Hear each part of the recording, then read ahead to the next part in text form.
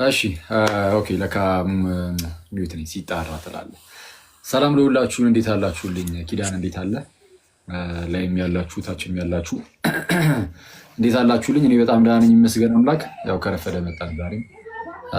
በእርግጥ አላሰበኩኝም፣ ሌላ ነገር ፈልጌ ባይሆን ደውዬልህ ነበረ ቅድም ስልክ አይሰራም እና ኤኒዌይስ አቢሽ ቶሎ መጣ። እሺ ምን ላይ ናችሁ ታዲያ? እስቲ እንትን እንበልና ሰው አሁን አዳዲስ የሚገቡ ሰዎችም በደንብ ሀሳባችሁን እንዲያገኙት።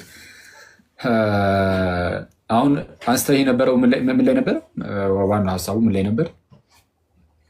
ያው ስለ ክርስቶስ ትንሣኤ ስለሆነ እየተጠቀምን ያለ ነው ሚኒማል ፋክትስ አርጊመንት የሚለውን ነው እነ ጋሪ በርማስ ዲቨሎፕ ያደረጉትን። ማለትም ስለ ክርስቶስ ትንሣኤ በአብዛኛዎቹ ታሪክ ጸሐፊያኖች ተቀባይነት ያላቸው 5 ፋክቶች አሉ። እሱም አንደኛው ክርስቶስ በመስቀል ላይ ሞቷል የሚለው፣ ሁለተኛው ከሞተ በኋላ ሐዋርያቱ ተከታዮቹ ታይቶናል ብለው መመስከራቸው፣ ሶስተኛው ደግሞ ቀድሞ አሳዳጅ የነበረው ጳውሎስ ክርስቲያን መሆኑ መለወጡ፣ ከዛ ደግሞ አራተኛ ተጠራጣሪ የነበረው የክርስቶስ ወንድም የተባለው ያዕቆብ በኋላ ላይ የክርስቶስ ደቀ መዝሙርም ሆኖ ተለውጦ የኢየሩሳሌም ኤጲስቆጶስም እስከመሆን ድረስ ደርሷል፣ እዛው በተሰቀለበት ከተማ ላይ። አምስተኛው ደግሞ መቃብሩ ባዶ ነበረ የሚለውን። እነዚህን የመጀመሪያዎቹን አራቶቹን ፋክቶች አብዛኞቹ ሂስቶሪያን ይስማሙበታል። አምስተኛውን ደግሞ 75%ዎቹ የሚሆኑት ሂስቶሪያን ናቸው የሚስማሙበት። እና ያው ከነዚህ 5 ፋክቶች ተነስተን የክርስቶስን ትንሣኤ ባለፈው አውርተን ነበር በደንብ እንዴት እንደምናስረዳ። በአሁኑ የሚነሱበትን ካውንተር አርጉመንቶችን ሪፉት ለማድረግ ነበር። በጣም አሪፍ። ስለዛ አሁን እያለን ያለው ምንድን ነው? በክርስትና ውስጥ ሴንተር የሆነው ማዕከል የሆነው ትምህርት የጌታችን የኢየሱስ ትንሣኤ ስለሆነ ጳውሎስም እንደሚናገረው የመጀመሪያ ቆሮንቶስ መልእክቱ ምዕራፍ 15 ላይ ክርስቶስ ካልተነሳማ እምነታችሁ ከንቱ ነው፣ ስብከታችን ከንቱ ነው፣ እምነታችሁም ደግሞ ከንቱ ናት ብሎ ስለተናገረ በክርስትና ውስጥ ማዕከል የሆነው ነገር የጌታችን የኢየሱስ ክርስቶስ ትንሣኤው ነው እና በመጀመሪያ ይሄ የዚህ ርዕስ ላይ መግባታችሁ በጣም ጥሩ ነው፣ በጣም ደስ ይላል። እኔም ራሴ ሙሉ የምማስበው ነው። በስፋት ብቻውን ራሱን ችሎ የክርስቶስ ትንሣኤ በደንብ ቢኬድበት በጣም ቆንጆ ነው እና ይህን ርዕስ ስለመረጣችሁት በጣም ደስ ብሎኛል። የክርስቶስ ትንሣኤ በጣም ጥሩ ነው እና ክርስቲያኖችም ደግሞ በጣም ማወቅ ያለባችሁ ርዕስ ይመስለኛል። ሁላችን በጣም ማወቅ ያለብን መረዳት ያለብን አንዴ የክርስቶስ ትንሣኤ ላይ የተደላደለ እምነት ሲኖረን አብሮ ተያይዞ የሚመጣው ሙሉ የሆነ እምነት የሆነ በክርስትና የመጽናት ብቻ አይደለም፣ ኢቨን ትልቅ የሆነ ተስፋንም በልባችን ውስጥ ይጥላል። ምን እያልኳችሁ ነው? ጌታችን ኢየሱስ ክርስቶስ ከተነሳ እኛም ሞተን እንደማንቀር ስለምናውቀው ስለምንረዳው ጌታ ኢየሱስ ሞቼ ይነሳል ብሎ ከተነሳ እናንተም ትነሳላችሁ ካለ በቃ ቃሉን ይጠብቃል፣ እንነሳለን ብለን ስለምናምን የትንሣኤያችን በኩር ስለሆነ እና ይሄ የትንሣኤ ተስፋ ቀላል አይነት ተስፋ አይደለም፣ በጣም ትልቅ ተስፋ ነው። ስለዛ አንደኛ ተስፋን በልባችን ውስጥ በጣም እንትን ይላል፣ ያሳድጋል። ሲቀጥል ደግሞ ከሌላ ሐሰተኛ ቤተ እምነቶች ሁሉ የምንጠበቅበት ትልቁ ትምህርት አንዱ ይሄ ነው፣ የክርስቶስ ትንሣኤ ነው እና ጥሩ በፕሊስ በደንብ አድርጋችሁ ተማሩ። እንደነዚህ አይነት ትምህርቶች አያምልጣችሁ። በተቻላችሁ አቅም ኪዳንን ፕሊስ ፎሎ አድርጉት።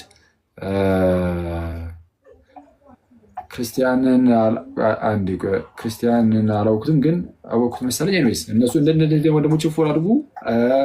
ኤክቴስን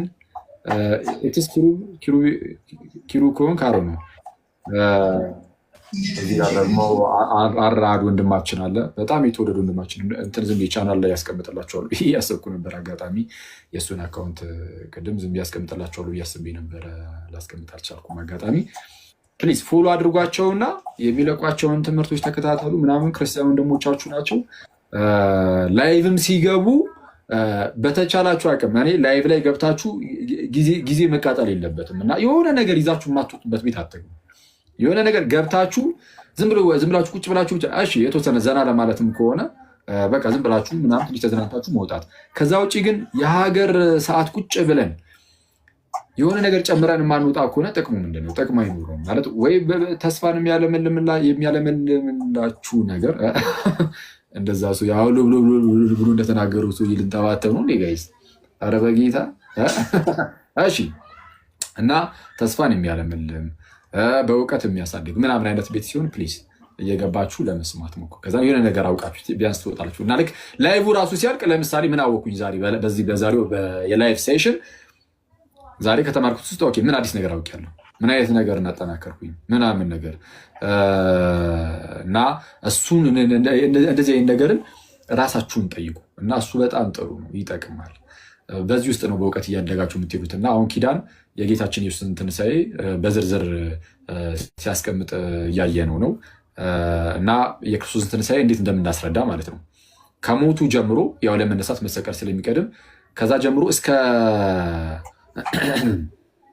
ተመልከቱት በዛው እንደው እስኪሰየፍ ድረስ ሰማዕትነት እስኪቀበል ድረስ ደግሞ መቃብር እኮ ባዶ ሆኗል ብላችሁ ስትናገሩ ደግሞ አንዳንድ ሰዎች የለም እዚህ ላይ እኮ ስህተት ናችሁ ብሎ ሊመጡ ይችሉ የለ? አዎ ይችላሉ፣ ይመጣሉ። እነሱ የሚያመጧቸውን ሀሳቦችም ደግሞ አሁን እየነገሯችሁ ነው ኪዳን። ኦኬ እንደዚህ ብለው ይመጣሉ። አንዳንድ ሰዎች ሲመጡ በምን መልኩ እንደምትመስል እሱ ደግሞ ኑ ልንገራችሁ ብሎ እየነገረን ያለው ኪዳን። ስለዛ በጣም ተረጋግተን ማለት ነው ክብድ እንዳይል ምናምን መሀል መሀል ላይ ያስታውሳችኋል። ኪዳንም ትንሽ የተወሰነ አንድ ሀሳብ ይነግራችሁና ከነገራችሁ በኋላ የተወሰነ ሀሳቡ እንዳይጠፋባችሁ ምን ያደርጋል? ጠቅለል ያለውን ሀሳብ እየነገራችሁ ምናምን እንደዛ ያልፋል።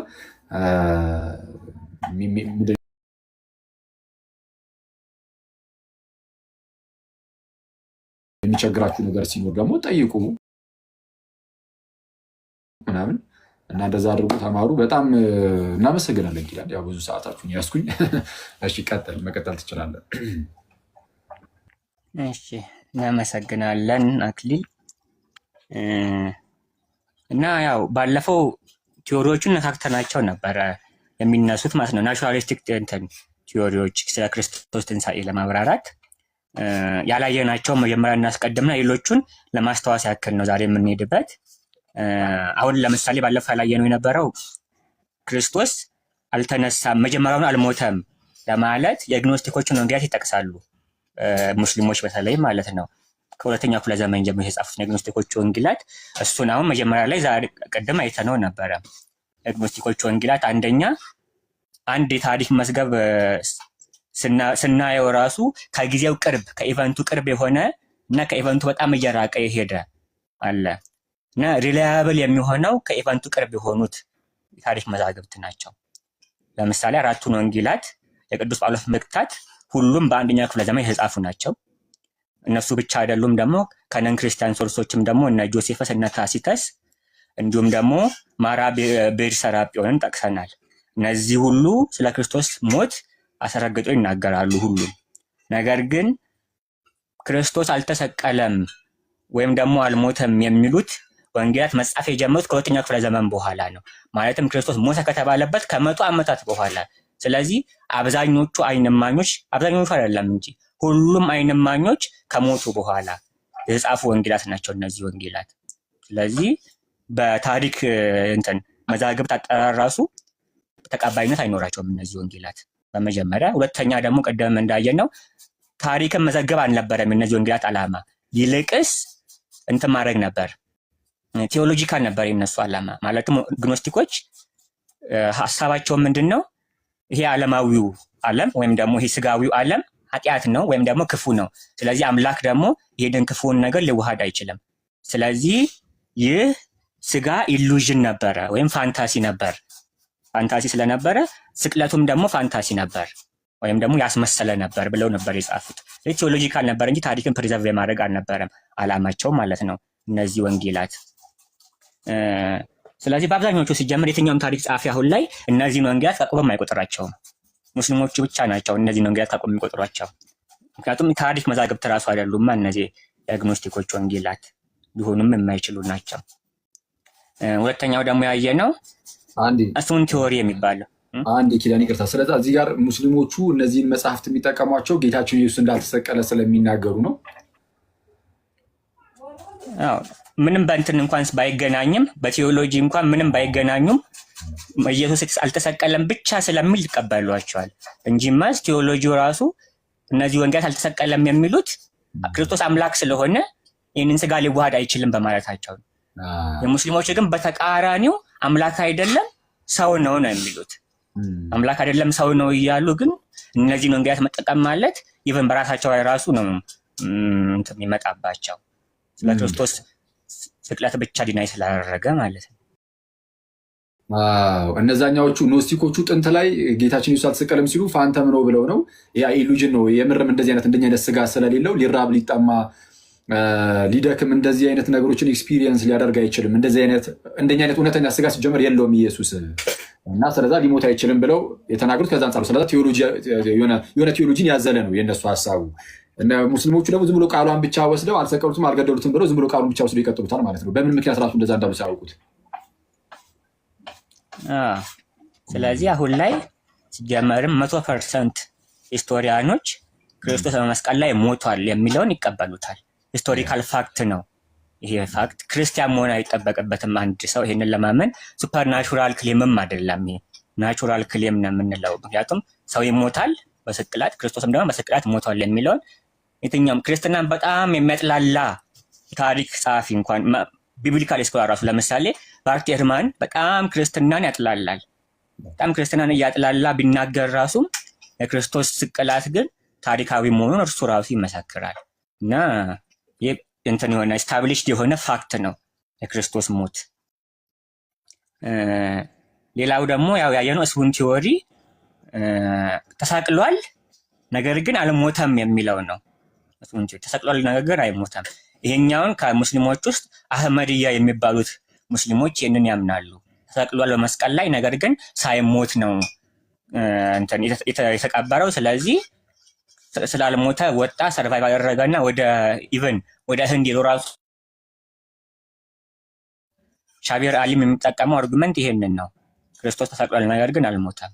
ነገር ግን ይህንን እንዳየነው ሪፊቴሽኑ ማለት ነው ሮማውያን ትሬንድ የሆኑ ገዳዮች ናቸው። ትሬንድ የሆኑ ገዳዮች በተለይ ደግሞ ምን ላይ ነው ስቃት ብዙ ጊዜ የሚያጋጥመው ለማን ነው ካልን ክፉኛ የመጨረሻ ክፉ ለተባሉት እንትኖች ነው፣ ክሪሚናልስ ነው ክፉ ለተባሉት የመጨረሻ ማለት ነው። ክርስቶስም እንትን የተባለበት የተከሰሰበት ክስ ምንድን ነበር? ራሱን የአይሁድ ንጉስ ነኝ ይላል ብለው ነው። ራሱን የአይሁድ ንጉስ ነኝ ይላል። እንዲሁም ደግሞ የቄሳርን እንትን አንተ እንደውም ጲላጦስንም የከሰሱት አንተ የቄሳር ወዳጅ አይደለህም ያሉ ነበር የከሰሱት። የቄሳር ወዳጅ አይደለህም እሱን ከተውከው ያሉ ከሰውት ነበር። ስለዚህ ፖለቲካል የሆነ ቻርጅ ነው። ፖለቲካል ማለትም ብዙ ሰዎች እነሱ ነበር አይሁዳውያን የሚጠብቁት መሲሁ ከሮም ቅኝ ግዛት ነፃ ያወጣናል ብለው ነበር የሚጠብቁት። ስለዚህ የትኛውንም መሲህ የሚጠብቁት ስለዛ ስለነበረ ራሱን መሲህ ነኝ ያለን የማንኛውንም ሰው ሮማውያን በቅርብ ይከታተሉት ነበረ። መሲህ ነኝ ብሎ ራሱን ክሌም የሚያደርግ ሰው በተለይ ደግሞ የአይሁድ ንጉስ ነኝ ብሎ ተከሶ ጭራሽ ሮማውያን አስመለጡት። እነዚህ ወታደሮች መሞቱን ሳያረጋገጡ ካስመለጡት እነዚህ ወታደሮች ራሳቸው ነው ቅጣት የሚደርስባቸው። ቅጣታቸው ራሱ የሞት ሊሆን ይችልባቸዋል በእነዚህ ወታደሮች ላይ መሞቱን ሳያረጋግጡ ከተዉት ማለት ነው። ስለዚህ ይሄ በጭራሽ ሊሆን አይችልም። እንዲሁም ወታደሮቹ ራሱ አረጋግጠውም ጭምር ነው ወንጌላቱ እንደሚዘግቡልን የተዉት እንጂ ሳያረጋግጡ አይደለም። ለምሳሌ የሁለቱን ወንበዶች እግራቸውን ሰበሩ። እግራቸውን መስበሩ ሞቱን ብቻ ለመረጋገጥ ብቻ አይደለም፣ ያፋጥነዋል ሞቱን ራሱ። ምክንያቱም በመስቀል ላይ ሆኖ እጃቸውም እግራቸውም ተሸንክሮ ለመተንፈስ በሰውነታቸው ከፍ ማለት ይጠበቅባቸዋል። ለመተንፈስ ከፍ ለማለት ግን እግራቸው ተቸንክሯልና አይችልላቸውም። ስለዚህ ትንፋሽ ለመሰብሰብ በጣም ያጥራቸዋል። ይሄ ትንፋሽ አጥሮ ወደ ሞት መዳረግ አስፊክሲዬሽን ይባላል በሳይንሱ አጠራር። አስፊክሲዬሽን ትንፋሽ አጥሮ በእንትን መሞት ማለት። ብዙ ጊዜ የስቅላት እንትኖች ቪክቲሞች የሞታቸው መንስኤ አስፊክሲዬሽን ነው የተባለ ይጠራል። እግራቸውንም መሰበሩ ዓላማው ምንድን ነው? በእግራቸው ቀና እንዳይሉ ትንፋሽ እንዳያገኙ። ስለዚህም ትንፋሽ ያጥራቸዋል፣ ቶሎ ይሞታሉ እግራቸው ከተሰበረ። ነገር ግን ክርስቶስ ጋር እግሩ ሊሰብሩት ሲመጡ ሞቶ አገኙት። ነገር ግን ሞቶ ስላገኙት ብቻ አልተውትም። ምክንያቱም እነዚህ ሰዎች መሞቱን ካረጋገጡ አይለቀቁም በሮማውያን። ስለዚህ ያንን ብቻ አይቶ አልተውም። ይልቅ ጎኑን በጦር ወጉት። ከጎኑ ውስጥም ደግሞ ምን ወጣ? ደምና ውሃ ወጣ። ከሰው ጎን ውስጥ ሲወጋ ደምና ውሃ ሊወጣ የሚችለው የተወጋው ቦታ ፔሪካርዲየም የሚባለው የልብ ክፍል ከሆነ ነው ደምና ውሃ የሚወጣው። ወይም ደግሞ እሱ ካልሆነ ክርስቶስ ከባድ ግርፋት ስለደረሰበት በግርፋቱ ምክንያት ሳምባው ክፍል ውስጥ ውሃ ገብቶበት በውሃ ተጠራቅሞ ነበር። ስለዚህ ያ ሳምባው ክፍል ሲወጋ የተጠራቀሙ ውሃ ሳምባ ውስጥ እሱ ወጣ ከደም ጋር ጭምር ማለት ነው። ከዚህ የተነሳ እስከዛ ድረስ ሞቶ እንኳን ባይሆን ልቡና ሳምባው በመወጋቱ ያን ጊዜ ራሱ ይሞት ነበረ ክርስቶስ። ስለዚህ ይሄ ሞቱን በደንብ ማረጋገጣቸውን የሚያሳይልን ነው ይሄ ብቻ። ሌላውም ደግሞ ኢቨን ሜዲካል ፕሮፌሽናሎች አሁን ላይ የሚገኙ የክርስቶስን ሞት አጥንተውታል። የክርስቶስን ሞት አጥንተውት ኮዝ ኦፍ ዴዝ ተብለው ሰርቲፊኬት እንኳን እንስጥ ቢሉ የሚሰጡት ብለው የተናገሩት አንደኛ ሃይፖቮሊሚክ ሾክ ብለው ተናግረዋል። ሃይፖቮሊሚክ ሾክ ማለት ሰውነታችን ደም ሲያጥረው ደም በማጠሩ ምክንያት ሾክ ውስጥ ይገባል። ሾክ ማለት በቃ ሰውነት ደም ስላጠረው የሰውነት አካላቶች ደም ደግሞ ካጠራቸው እንትን አይኖራቸውም፣ ኢነርጂ አይኖራቸውም። ከዛ እየሞቱ ይሄዳሉ። ሾክ ውስጥ ይገቡና ማለት ነው እነዚህ የሰውነት ክፍሎች። ክርስቶስም ደግሞ በጣም ደም ፈሶት ነበረ። በግርፋቱም በእሾህ አክሊሉ መስቀሉን በመሸከሙ ከዛም ደግሞ በመቸንከሩ ምክንያት ትልቅ ሾክ ውስጥ ገብቶ ነበር። ሃይፖቮሊሚክ ሾክ ውስጥ የገባ ሰው ደግሞ ምን ያጋጥመዋል? ብዙ ጊዜ ጥማት ያጋጥመዋል፣ ይጠማል። ምክንያቱም በጣም ደም ፈሶታል። ፈሳሽ ስለፈሰሰው ሰውነታችን ፈሳሽ ይፈልጋል እና ፈሳሽን ለመቀበል ደግሞ የጥማትን ስሜት ያመጣል በሰውነታችን ላይ። ክርስቶስም ብሎ ተናግሮ ነበር በመስቀል ላይ ተጠማ ብሎ ተናገረ። ይህንንም መልሶ አረጋጋጭ ነው ሃይፖቮሊሚክ ሾክ ውስጥ መግባቱ። ከዛም በመጨረሻ ደግሞ እንትኑ በመወጋቱ ጎኑ በመወጋቱ ደምና ውሃ በመዋጣው ፔሪካርዲየም ራፕቸር አጋጥሞታል። በዚህም ደግሞ ሞቱን ያረጋገጠ ነው የመጨረሻ። እናም በእርግጠኝነት የትኛውም ያጠና ሜዲካል ዶክተር በአሁን ላይ ኮዝ ኦፍ ዴዙን ሃይፖቮሊሚክ ሾክ፣ ፔሪካርዲያል ራፕቸር እና አስፊክሲዬሽን ብሎ ሰጥቶ ሞቱን ያረጋግጥልናል የክርስቶስን ሞት። እና ሊሞት አይችልም በጭራሽ በስቅላት ላይ ሊሞት አይችልም የሚለው ሳይንቲፊክ አይደለም። በመስቀል ላይ ተሰቅሎ ሊሞት አይችልም የሚለው ነገር ግን እሱ ብቻ አይደለም። ኢቨን ሰርቫይቭ አድርጎ ቢሆን እንኳን እንግዲህ ስቅላትን ሰርቫይቭ አድርጎ ቢሆን እንኳን ሐዋርያት የስቅላትን ሞት ለትንሽ ያመለጠ ሰውን አይተው ትንሣኤውን ሊመሰክሩ ይችሉ ነበርን? መጨረሻ እንዴት? አንደኛ ሊራመድ እንኳን አይችልም ያ ሰው። በዛ ስቅላት በኋላ ሊራመድም አይችልም። ሰውነቱ በጣም የደከመ ደም በደም የሆነ የቆሳሰለ ነው ያ ሰው። እና ቶማስን ራሱ አስቡት። ቶማስ ያለው ሰውነትን ነክቼ ካላመንኩ ትንሣኤን አላምንም ነበር አይደል ያለው። ግን አሁን አስቡት ልንካ ቢለው ምንድን ነበር? ኧረ እዚህ ጋር ያመኛል አትንካኝ ነበር የሚለው። ሰርቫይቭ አድርጎ ቢሆን ነው። በጣም ያን ያህል ህመም ነው የደረሰበት በክርስቶስ ላይ። እና ሐዋርያትም እኮ ሲመሰክሩ ትንሣኤውን ከተነሳም በኋላ እኛ ያን ያህል ሰውነት ይኖረናል ብለው ነው ክርስቶስ። ቅዱስ ጳውሎስ አንደኛ ቆሮንቶስ ምዕራፍ 15 ላይ ሙታን የማይነሱ ከሆነመስ ክርስቶስ አልተነሳም፣ ክርስቶስ ካልተነሳመስ ሙታን አይነሱም ብሎ ይናገራል። የክርስቶስን መነሳት ከሙታን መነሳት ጋር ነው አስማምቶ ያስቀምጠው፣ ከሙታን መነሳት ጋር ማለት ነው። ስለዚህ እኛም ስንነሳ እንደ ክርስቶስ ያለ ሰውነት ይኖረናል። ምክንያቱም ክርስቶስ ምንድን ነው የተባለው? ከሙታን ሁሉ በኩረ ትንሣኤ ነው የተባለው፣ የትንሣኤ በኩር።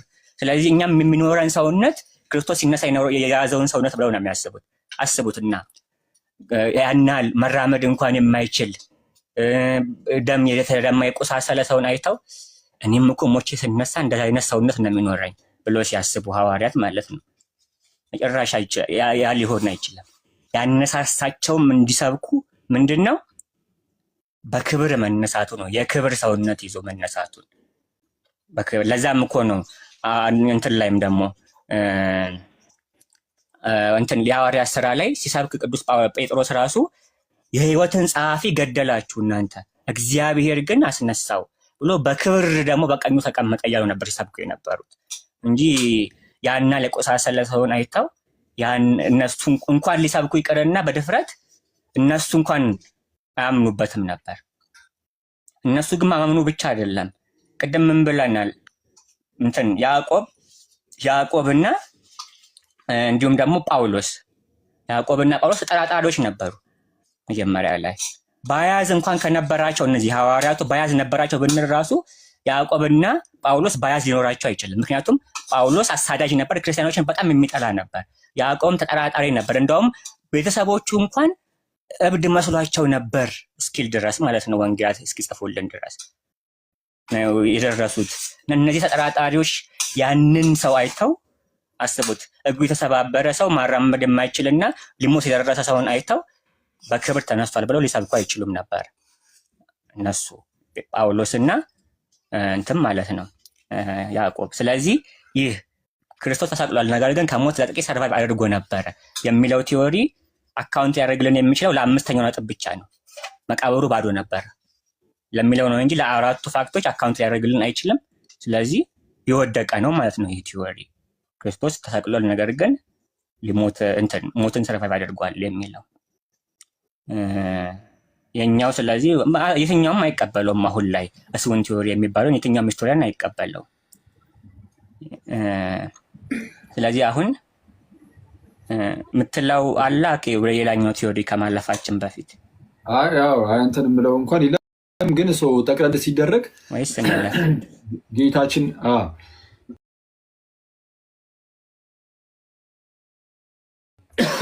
እናልፋለን። ስለዚህ አሁን እያለን ያለው ምንድነው? ኪዳን ጌታችን ኢየሱስ ተቋርጦበታል መሰለኝ። እኛ እንቀጥል። እሺ ኧረ ይሰማል። ኪዳን አንተ ጋር ነው ሚዩት አድርግና። ሌላኛው ደግሞ ታሳወነክ። እሺ ክርስቶስ ተሰቅሎ ሊሆን ይችላል። ኪዳን ክርስቶስ ተሰቅሎ ሞቶ ሊሆን ይችላል። ነገር ግን ክርስቶስ ተቀብሯልን? ሂዱ እየተሰማ አይደለም ድምጽ። ኪዳን እድሩ ላላሽ አክሊል እየተናገረ ነበርና ሲቀጥል አይ ቲንክ ላግ አድርጓል። አሁን በኋላ ነው የሚሰማው። አሁን ያንቺ ሎኬዝም ራስ እና ደግሞ ለኔ ስልጣስጠኝ ኦኬ ላግ አድርጎብኝ ነበር። እሺ አሁን ይሰማላችሁ? ይሰማችኋል? የኔ እስቲ አሁን አንድ ምን አልኩ?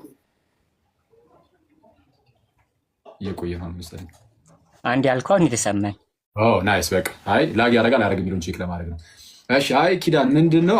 አሁን ያልከን ነገር በጣም ቆንጆ ነው። ጌታችን ኢየሱስ ጋይስ ለመነሳት መሰቀልና መሞት አለበት አይደል? እና ክርስቶስ ተሰቅሏል ብለን ስናስረዳ ነው ጌታ ኢየሱስ እርሱ ተሰቅሏል ብለን ስናስረዳ፣ ምንም እንኳን አንዳንዶች አይ አልተሰቀለም እያሉ ከጥንትም ጀምሮ አንዳንዶች የሚናገሩ ቢኖሩም የበኖሰስዝም ውስጥ ምናምን እነ ባሲሊደስ ምናምን ሌሎችም የቀሬናው ስምዖን የተሰቀለው ወይ ምናምን እንደዚህ አይነት ነገሮችን ቢያስቀምጡም ግን ጌታ ኢየሱስ የምርም ተሰቅሏል። ሙስሊሞችም እንደሚሉት እንደው ዝም ብሎ አልተሰቀለም ወይ አልሞተም። አክቹዋሊ በእስልምና ውስጥ አህመዲያ የሚባሉት እነሱ ተሰቅሏል የሚል ትምህርትን ያስተምራሉ ተብሏል። እነሱን ያዝ አድርገናቸው ብዙዎቹ ደግሞ ሙስሊሞች አልሰቀሉትም አልገደሉትም አይነት ነገርን ስለሚናገሩ እነሱም ሆኑ ጥንት ላይ የነበሩ አንዳንድ ኖስቲኮች እንደሚሉት ክርስቶስ ያልተሰቀለ አይደለም ተሰቅሏል። ሂስቶሪክሊ ራሱ ምንም ማለት ከታሪክ አንጻርም አሻሚ እንኳን አይደለም። አሁን ላይ ያሉ እንደውም እነ ባርተርመንንም ሲጠቅስ ነበረ ክርስትናን የሚያብጠለጥሩ አይነት ሰዎች ሳይቀሩ ባርተርመን ማለት በቃ እንደዚህ እዚህ ጉዳይ ላይ የዘርፉ ባለሙያዎች ሁሉ ይስማሙበታል የሚለው እንደውም እሱ ማለት እኔ ስለ ኢየሱስ አያገባኝም ብሎ ይናገርና ኢየሱስ እርሱ እንዲህ ነው እንዲያ ነው የሚለው ከእምነት አንጻር የኔ ጉዳይ አይደለም። ግን ኢየሱስ እርሱ እንደተሰቀለ በጴንጤናዊ በጲላጦስ ዘመን እንደተሰቀለ የዘርፉ ባለሙያዎች ሁሉ የሚያምኑት ነገር ነው። ስለዚህ ክርስቶስ ተሰቅሏል። ግን ተሰቅሎ ባይሞትስ ለምሳሌ አጋጣሚ ማለት ሳይሞት ቀርቶ ቢሆንስ አልሞተም ብለው የሚናገሩ ደግሞ አሉ። ልክ እንደ አህመዲ አይነት ሙስሊሞች ተሰቅሏል ግን አልሞተም ለሚለው ነው። አሁን እሱንም ደግሞ ኪዳን ልክ እንደዚሁ አንዳንድ ሀሳቦችን አስቀምጦ ያሳያችሁ እሱን ነው። ክርስቶስ ለምሳሌ የተሰቀለው የአይሁድ ንጉስ ነው ብሎ ክሌም አድርጓል ራሱን ብሎ በዛ ተከሶ አይደለም እንግዲህ አስቡት። የአይሁድ ንጉስ ነው ማለት ግብግቡ ከማን ጋር ሆነ? ከቄሳር ጋር ሆነ። ይሄ ደግሞ በጣም አደገኛ ነው ለሮማውያን። ስለዛ ይህንን የሞት ፍርድ ማምለጥ የለበትም። የሞት ፍርድ ከመጣበት በጣም አደገኛ ገዳዮች ናቸው ነው እያለን ያለው። ስለዛ በመስቀል ላይ ሊያስተርፉት አይችሉም ነው በአጭሩ። በቃ ይሞታል ነው ሙሉ በሙሉ ውስጡ ያሉን ነገር አልድገመው። ስለዛ አሁን ላይ ባሉ ይሄ በሜዲካል ነገሮችም ምናምንም ልክ እንደዚሁ ፕሮቨን የተደረገው ነገር ምንድነው? ጌታ ኢየሱስ የስ ሞቷል። የሞተው በእንደዚህ አይነት ኬዝ ነው ምናምን የሚሉ ነገሮች ተቀምጠዋል። ኤኒዌይስ ክርስቶስ ተሰቅሏል። መሰቀል ብቻ ደግሞ አይደለም ሞቷል። ተሰቅሎ ዝም ብሎ ሳይሞት የቀረማ ቢሆን አለ እንደው ሎጂካል የሆነ ነገር ዝም ብሎ ታሞ ነው ማለት ነው አይደለም የሚቀመጠው። ታሞ የተቀመጠን ነገር ሐዋርያት በሶስተኛው ቀን ብድግ ብለው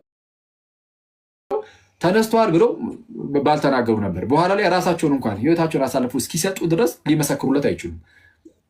አስቡት ጋይስ፣ ሞቶ ካልተነሳ ግሎሪፋይድ በሆነ ስጋ በከበረ ስጋ ስለማይነሳ በቃ ቁስልን ነው ይዞ የሚቀመጠው የዛ ሰዓት። እንደዛ ሆኖ እያዩት ግን መለስ አድርገው ደግሞ እስኪሞቱ ድረስ እንደዚህ አይነት ስብከትን ሊሰብኩ አይችሉም። የምርም ክርስቶስ በመስቀል ላይ ሳይሞት አልቀርም፣ የምርም ሞቷል የሚለው ነገር ነው ያስያዘን። እሺ ኪዳን ቴንኪዩ ቃልዮት ያሰማልን፣ እግዚአብሔር ያክብርልን። እሺ ቀጥል እስቲ ደግሞ ቀጣዩ። እሺ ይሰማል አይደል አሁን? ኦኬ እሺ ወደ እንትኑ እንቀጥል አሁን። እሺ ክርስቶስ ተሰቅሏል፣ ሞቷል፣ ነገር ግን ባይቀበርስ የሚል ነገር ይነሳል። መቀበሩን በምን እናውቃለን የሚል ነገር ሊነሳ ይችላልና ለሱም ደግሞ አንዳንድ እንትኖች እናያለን፣ ነገሮችን እናያለን። የመጀመሪያው ክርስቶስ ስለመቀበሩ ተሰማ እንዴ? ይቅርታ አንዴ ኪዳን ተሰማ አይደለም አሁን? አዎ ይሰማል። ቆንጆ ነው። አንዴ ይቅርታ አድርግልኝ፣ መሀል ላይ ገባሁብህ። ጋይስ እየሰማችሁ ነው ግን አይደለ? እየተሰማችሁ ከሆነ በተቻላችሁ አቅም ነገሮችን በደንብ ለመያዝ ሞክሩ። አሁን ደግሞ ያው መጀመሪያ ያሳየን ክርስቶስ ተሰቅሏል የሚለውን ግን ተሰቅሎ ግን አልሞተም ለሚሉ ሁለተኛ ላይ ያሳየን። የስ ተሰቅሏል፣ መሰቀል ብቻ አይደለም ሞቷል። ሞቷል ብቻ ደግሞ አይደለም ተቀብሯል የሚለውን ምን ተቀበረ አልተቀበረ የሚለው ለምንድን ነው በግዴ ሊሆነው? ያው መቃብሩ ባዶ ሆነ ምናምን የሚል ነገር በኋላ ይመጣ የለ። ስለዛ መቃብሩ ባዶ ሆኗል ለማለት ገና ከጅምሩ መቀበሩ ማወቅ አለብን፣ መረዳት አለብን። ስለዛ ይህንን ነገር አሁን የሚያስረዳችሁን ሶስተኛውን ደግሞ በደንብ አድርጋችሁ ለመከታተል እሱን እያሰባችሁ ኪዳንን ስሙት በደንብ ማለት ነው። እንደዛ አድርጎ እሺ፣ ቀጥል። በጣም ይቅርታ ኪዳን ነው መሀል ያቋረጥኩ።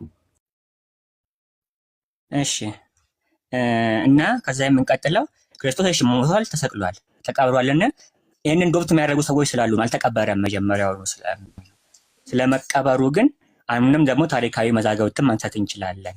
ቅድም እንዳልነው ወንጌላቱን እናነሳለን። ወንጌላቱን ስናነሳ እንደ ታሪካዊ መዛግብት ነው እንጂ የምናነሳቸው እንደ እግዚአብሔር ቃልነታቸው አይደለም የምናነሳው ገና ከመጀመሪያው ነው።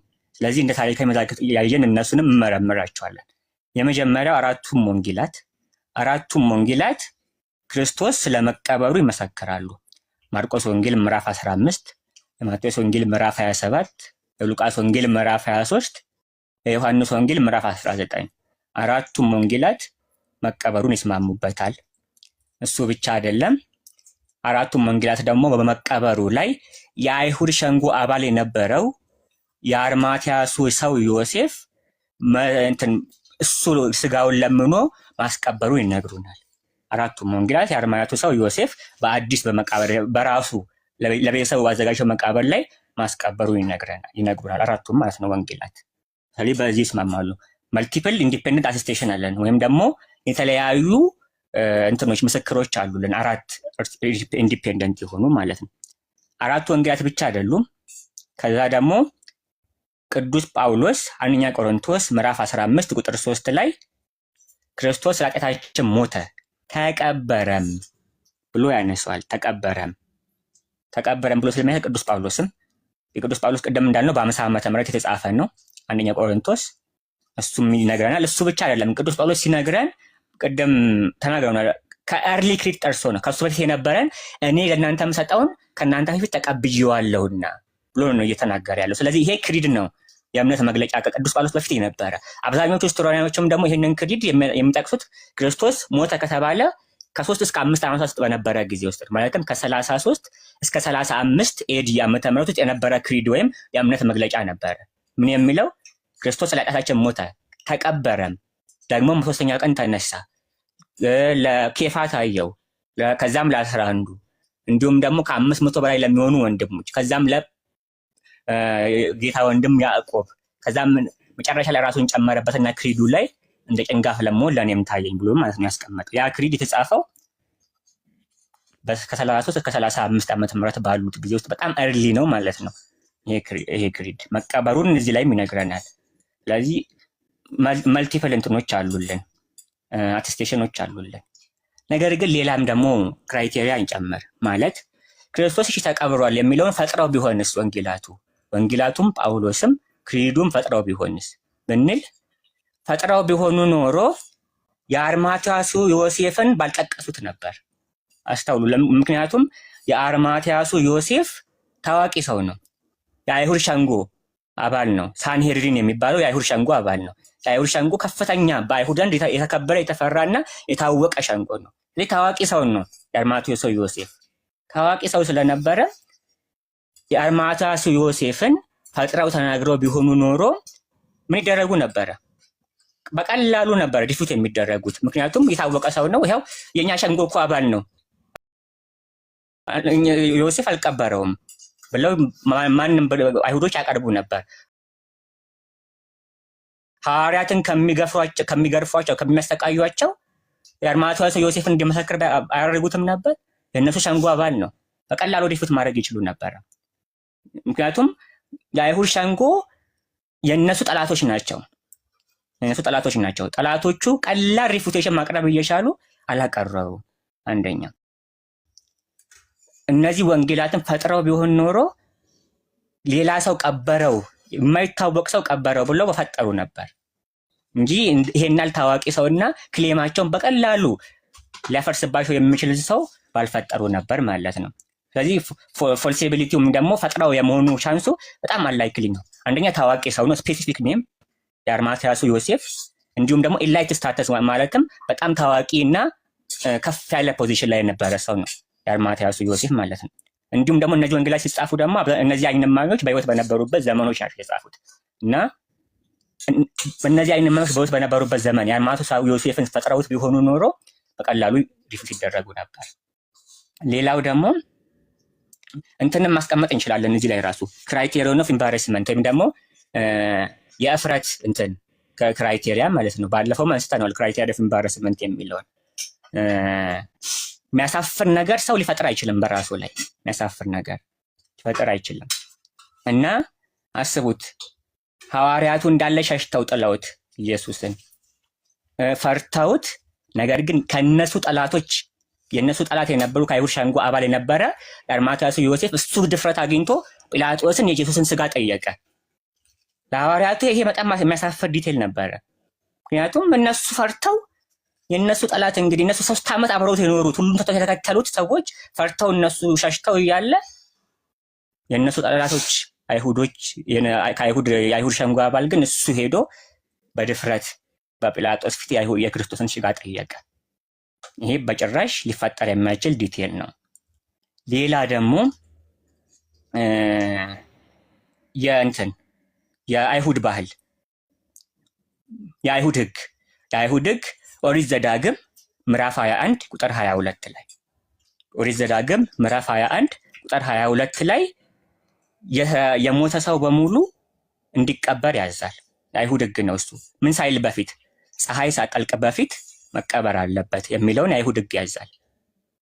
ይሄ ለእንትን ብቻ ሳይሆን ለማንኛውም ሰው ብቻ ሳይሆን ኢቭን ለእንትን እንኳን ቢሆን ለክሪሚናልስ ወይም ደግሞ ለወንጀለኞች እንኳን ቢሆን መቀበር አለባቸው ከፀሐይ መጥለቋ በፊት ብለው ያዛል የአይሁድ ህግ። ይህንንም ደግሞ ሮማውያን ስለሚያውቁ ያከብሩላቸዋል አይሁድ ህጎች እና እንዲቀብሩ ይፈቅዱላቸው ነበረ። እና ፈጥረውት ቢሆን ኖሮ የአይሁድን ህግ በአይሁድ ህግ መሰረተ ብቻ ራሱ ክርስቶስ መቀበሩን እርግጠኛ መሆን እንችላለን ማለት ነው። ሌላ ደግሞ የመጨረሻ የምናነሳው ምንም አይነት እንትን የለም፣ የቀረበ ትራዲሽን የለም። ኮምፒቲንግ ነው ትራዲሽን፣ ሂስቶሪካል ሪከርድ ማለት ነው። ማለትም ክርስቶስ በመስቀል ላይ ከተሰቀለ በኋላ ስጋውን ወፎች እንዲበሉት ተተወ፣ ተጣለ ምናምን የሚል ምንም አይነት ሌላ ኮምፒቲንግ ነው ትራዲሽን የለም። ኮምፒቲንግ ነው ትራዲሽን ስለሌለ ሞስት ዲዝነብል የሆነውን ኮንክሉዥን እንቀበላለን ማለት ነው። እሱም ክርስቶስ ተቀብሯል የሚለውን እንቀበላለን። ይሄ በምን እንትን እንበላቸው መልሳቸው። አንደኛ መልቲፕል አቴስቴሽን ማለትም ብዙ ምስክሮች አሉልን፣ 4ቱም ወንጌላት እንዲሁም ደግሞ ቅዱስ ጳውሎስ በፊት የነበረ የእምነት መግለጫ ክሪድ፣ እንዲሁም ደግሞ ራሱ ቅዱስ ጳውሎስ አንደኛ ቆሮንቶስ ምዕራፍ 15 ላይ ሁሉም በአንድነት ለክርስቶስ መቀበር ይመሰክራሉ። ሁለተኛ የአርማትያሱ ዮሴፍ ሊፈጠር የማይችል ሰው ነው። ምክንያቱም ፈጥረውት ቢሆን ኖሮ እነዚህ ወንጌላት የማይታወቅን ሰው በፈጠሩ ነበር እንጂ እንደዚህ አይነት ስፔሲፊክ የሆነ ኔም ጠቅሰው እንዲሁም ደግሞ ቦታው እንኳን በአይሁድ ሸንጎ ከፍተኛ የሆነ አይሁድ ሸንጎ ቦታ ላይ ጠቅሰው ሊያስቀምጡ አይችሉም ነበር። ሊፈጥሩ የሚችልበት ሁኔታ በጣም ትንሽ ነው። ሶስተኛ ክራይቴሪያ ኦፍ ኤምባሬስመንት ወይም የእፍረት ክራይቴሪያ ራሱ የሚያሳፍር ዲቴል ነበረ። እነሱ ሁሉ ሸሽተው ነገር ግን የአርማትያሱ ከነሱ ጥላት የነበረ የአርማትያሱ ዮሴፍ ግን ድፍረቱን አግኝቶ ጲላጦስን ስጋውን ጠየቀ የክርስቶስን። ሌላ ደግሞ አምስተኛ የአይሁድ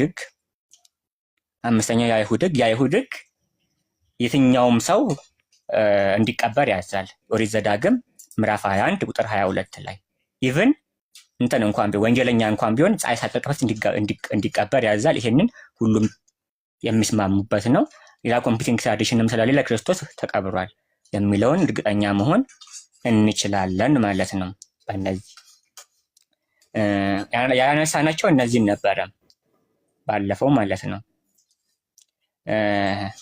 ነገር ግን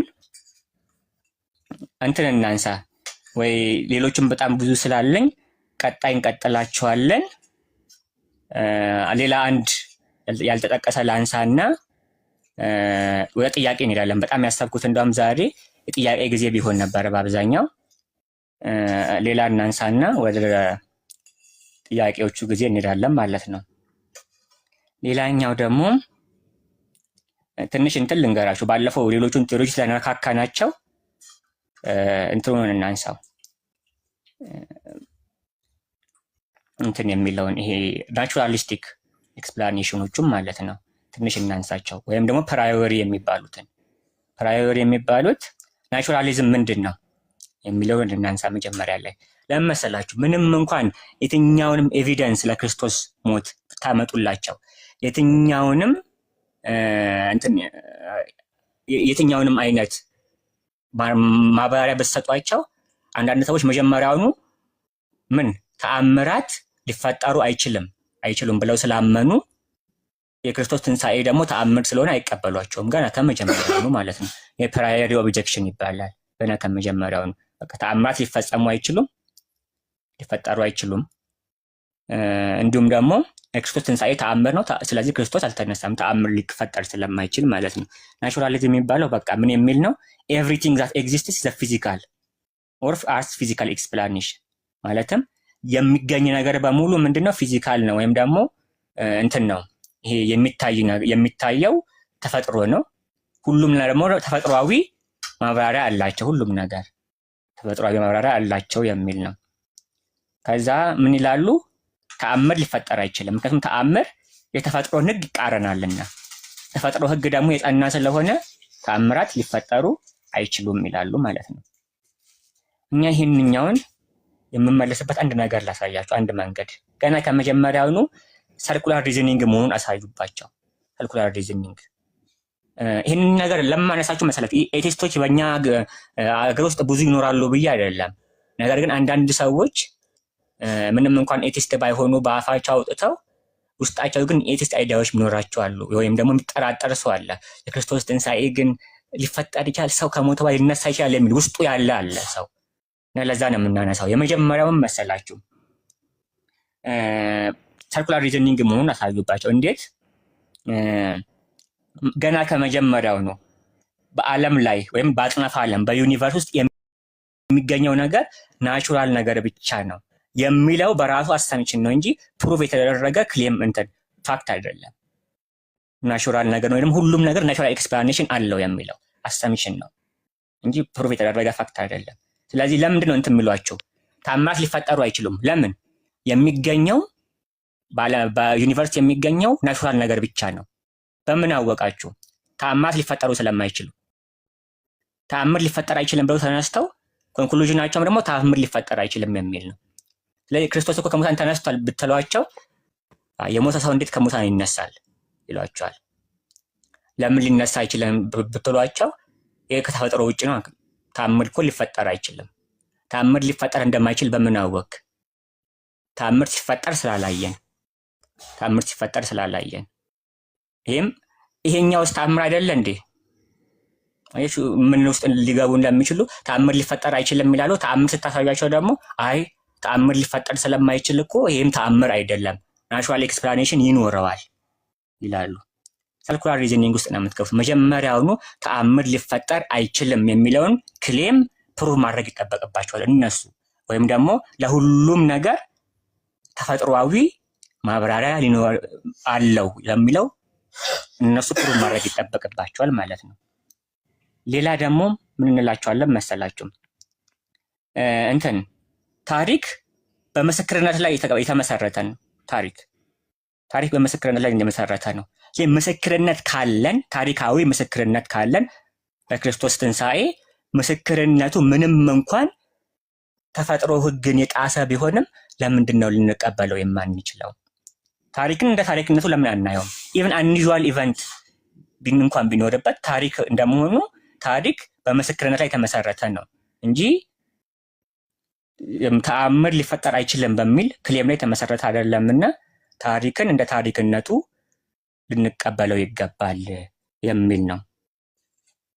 ስለዚህ የክርስቶስ ትንሣኤ ደግሞ በአብዛኞቹ ታሪክ የተመሰከረለት ነው፣ የክርስቶስ ትንሣኤ ማለት ነው። ስለዚህ ልክ ለነዛው ለምንድን ነው ልንቀበልለት የማንችለው የሚለውን እናነሳለን። ሌላኛው ደግሞ ምን መሰላችሁ የምታነሱላችሁ? ይህ ፕራዮሪ ኦብጀክሽን ዶግማቲክ ነው እንጂ ራሽናል አይደለም። ዶግማቲክ ማለት ቅድም እንዳልኳችሁ ተአምር ሊፈጠር አይችልም የሚባለው የተረጋገጠ ፋክት አይደለም። እነሱ የያዙት ዶግማቸውን ነው ለነሱ። ወይም አንዳንድ ሰው ሳያስበው ተአምር ሊፈጠር አይችልም፣ ተአምርን ገና ሲያየው ስኬፕቲካል ይሆናል። ለምን? ጠራጣሪ ነው ለተአምራት፣ ይጠራጠራል ተአምራትን።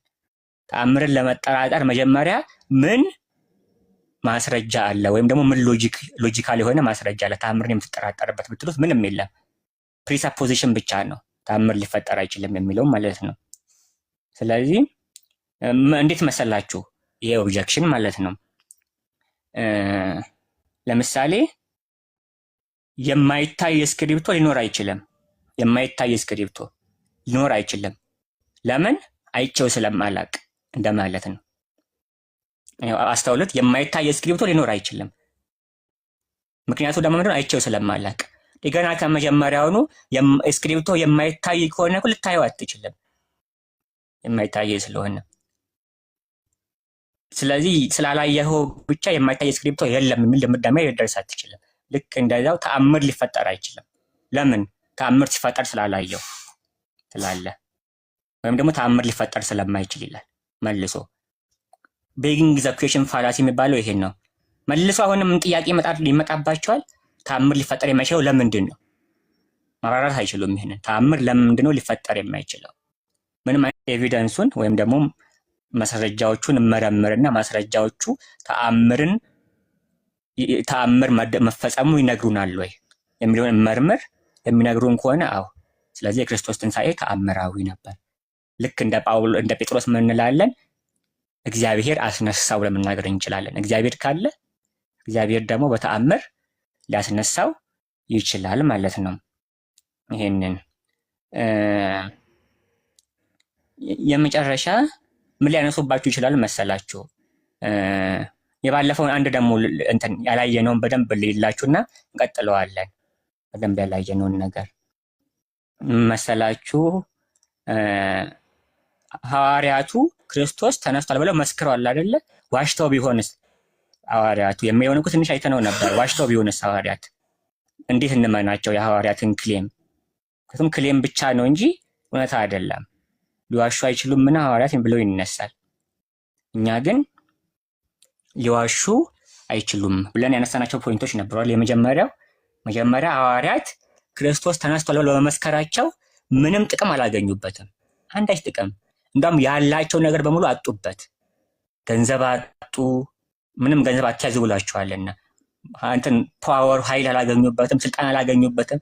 ተደበደቡ፣ ተናቁ፣ ተገረፉ፣ ተገደሉ። ባለፈው የሐዋርያትን ተማትነት አይተናል። ስለዚህም ነው ላየርስ ሜክ ፑር ማርታይርስ የሚባለው። ውሸተኞች፣ የሚዋሹ ሰዎች ሰማዕታት ሊሆኑ አይችሉም ውሸት መሆኑን እያወቁ። ይህንን ስናነሳ አንድ ሰዎች ምን ብለው ይነሳሉ መሰላችሁ? እንዴ አሁን ለምሳሌ ሙስሊሞች ራሱ እኮ እንትን ያደርጋሉ፣ ለእምነታቸው ይሞታሉ ሰማዕት ሆነው። ስለዚህ የእነሱ እውነት ነው ማለት ነው የሚል ኦብጀክሽን ያነሳሉ። እኛ እኮ እያለን ያለነው ሐዋርያት ለእምነታቸው ሞተዋል፣ ስለዚህ ክርስቶስ ተነስቷል ብለን አለም ያረጋግጥን ያለነው። ይልቅስ እያለን ያለነው ምንድን ነው? ሐዋርያት ለእምነታቸው ክርስቶስ ተነስቷል በማለታቸው ለዛ እምነት እስከ ሞት ታምኗል። ስለዚህ ሐዋርያት እየዋሹ አልነበረም የሚለው ነው ያስረገጥ ነው። ልክ ለምሳሌ ሙስሊሙም ቢሆን ማለት ነው እምነቱ ያመነው ነገር ውሸት መሆኑን እያወቀ እስከ ሞት ሊሄድ ይችላል። አስቡት። ለምሳሌ ሙሐመድ እኮ ነብይ አይደለም፣ ቁርአንም እኮ ያላ ቃል አይደለም ውሸት ነው እያለ ለእምነቱ ሲሞት ማለት ነው ብሎ እያመነ ሊሞት አይችልም። ለዛ እምነት ቁርአን ያላ ቃል ነው ሙሐመድም ያላ ነብይ ነው ብሎ ስላመነ ለዛ እምነቱ ነው እስከ ሞት ድረስ የሚሄድለት። ሐዋርያትም ስለዚህ እውነት ክርስቶስ እንደተነሳ አምኗል ማለት ነው። ከልባቸው ስላመኑ ነው እስከ ሞት የታመኑለት እንጂ እውነት ተነስቷል ብለው ስላላመኑ ሳያምኑ እስከ ሞት ሊታመኑ አይችልም። ነገር ግን አንድ ልዩነት አለ በሐዋርያትና አሁን ባሉ ዘመኖች ሙስሊሞች መካከል። ሐዋርያት ክርስቶስ ተነስቷል ብለው ሰምተው ብቻ አይደለም የመሰከሩት፣ አይተዋል ባይናቸው። ስለዚህ ክርስቶስ መነሳቱ ውሸት ይሁን እውነት ይሁን ማወቅ ይችላሉ ሐዋርያት ባይናቸው ስላዩ። እኛ ለምሳሌ ሰምተን ነው አሁን ክርስቶስ ተነስቷል የሚለውን። ስለዚህ እኛ አሁን ተታለል ሊሆን ይችላል ምናልባት፣ ሐዋርያቱ ግን ባይናቸው አይተው ነው። ስለዚህ ዋሽተው ባይናቸው ያዩትን ነገር እውነት ይሁን ውሸት መሆኑን ማወቅ ይችላሉ እነሱ። ውሸት መሆኑን እያወቁ ግን እስከ ሞት ድረስ ሊታመኑለት አይችሉም ለዛ ቢሊፍ ለዛ እምነት። ስለዚህም ሐዋርያት በእውነትም ከልባቸው ክርስቶስ ከሙታን ተነስቷል ብለው አምነዋል። ላመኑለት ለዛ እውነትም ደግሞ እስከ ሞት ድረስ ታምነዋል። ሁሉም ነገር አጥተውበታል ምንም ሳያገኙበት። ስለዚህም ነው ሐዋርያት አልዋሹም፣ ይልቅስ የተነሳውን ክርስቶስ በእውነትም አይተውት ነው እንጂ የምንለው ማለት ነው። እሺ ስለዚህ በዋናነት ዛሬ ያሰፉት ባለፈው ያልተነሱትን ፖይንቶች እነዚህ ነበሩ። ሰዓት በጣም ስለሄደ እንቀጥላቸዋለን እነዚህን ሌላ ቀን።